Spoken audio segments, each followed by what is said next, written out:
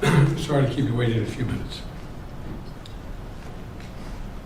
45 years, the United States Supreme Court has recognized the college's freedom to decide how to build diverse student bodies and to meet their responsibility of opening doors of opportunity for every single American. In case after case, including recently, just as a few years ago in 2016, the court has affirmed and reaffirmed this view that colleges could use race not as a determinative factor for admission, but as one of the factors among many in deciding who to admit from a already qualified pool of applicants. Today, the court once again walked away from decades of precedent and as the dissent has made clear. The dissent states in today's decision, quote, rolls back decades of precedent and momentous progress, end of quote. I agree with that statement from the dissent. The court has effectively ended affirmative action in college admissions, and I strongly disagree with the court's decision. Because affirmative action is so misunderstood, I want to be clear, make sure everybody's clear about what the law has been and what it has not been until today. Many people wrongly believe that affirmative action allows unqualified students to be admitted ahead of qualified students. This is not how college admissions work. Rather, colleges set out standards for admission, and every student has to meet those standards. Then and only then, after first meeting the qualifications required by the school, do colleges look at other factors in addition to their grades, such as race. The way it works in practice is this. Colleges first establish a qualified pool of candidates based on meeting a certain grade, test scores, and other criteria.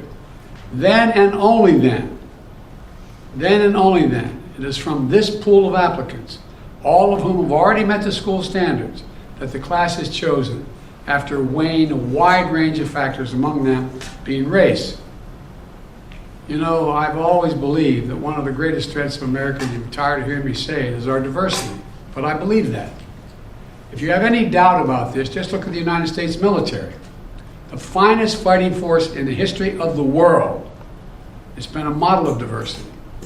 And it has not only made our nation better, stronger, but safer. I believe the same is true for our schools.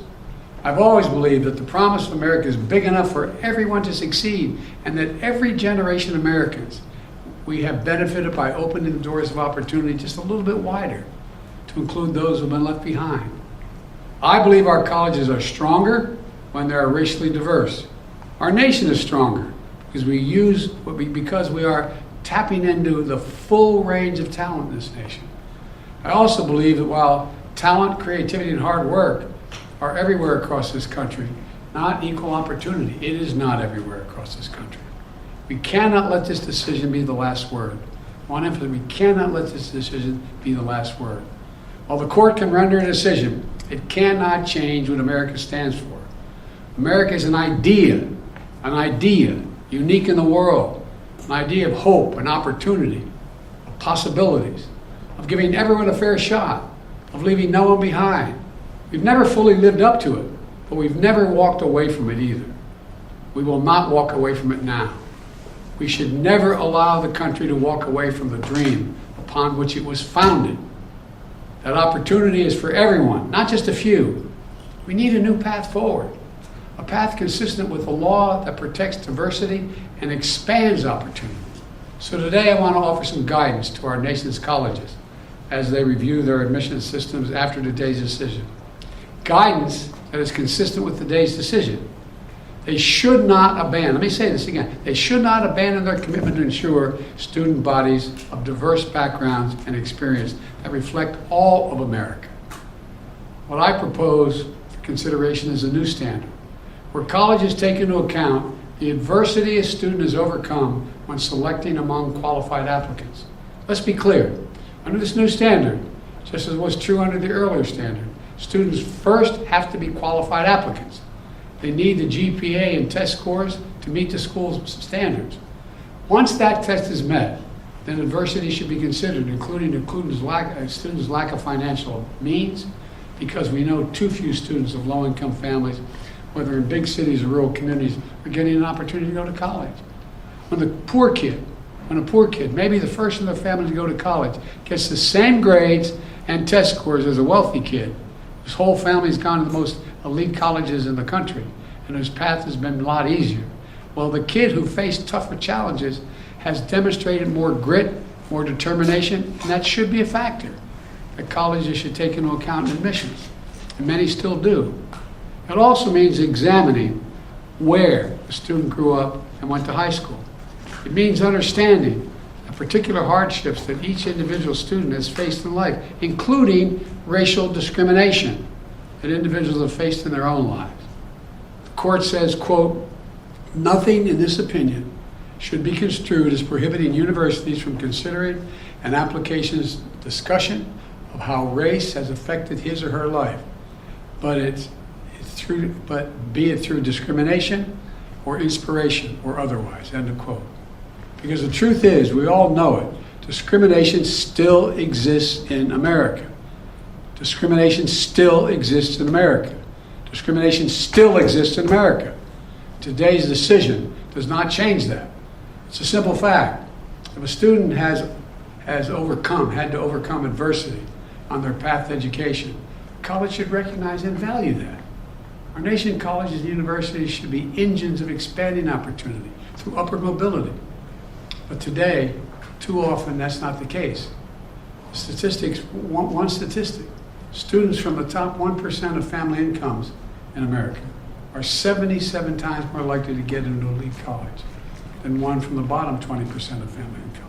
77% greater opportunity.